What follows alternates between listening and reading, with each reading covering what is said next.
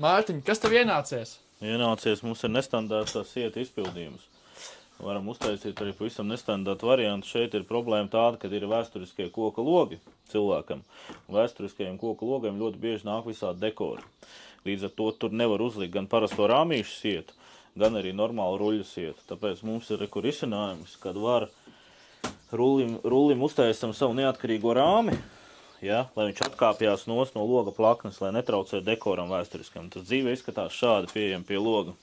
Šis nav konkrēti šitam logam, bet lai saprastu to situāciju, ka viņš no ārpus šādi te pieliekās klāt, ja, un mēs atkāpjamies daudz no loga nost, līdz ar to tas dekors šeit netraucē. Ja.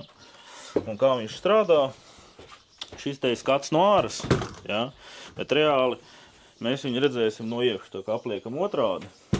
Šeit ir tas skats, kad mēs logu atveram vaļā un... Paga. Kaut kā maņģišu lokācija. Jā, atveram logu vaļā. Un tad ņemam, nolaižam sietu lejā un nofiksējās. Un vai mēs vispār sietu varam redzēt? Ja ieskatās, tā kaut ko var redzēt, ja? Nu, kamerā to neredz. Jā. Un tad nevajag ir uz augšu. Un visu mums nav jābojā loga vēsturiskais izskats, ja? Jo to mēs esam saskārušies vairākas reizes, ja? Kad cilvēkam gribās sietu, bet nav risinājums šeit. Šeit mums ir izdomāts risinājums, jā, ruļa sietas vēsturiskam koka logam.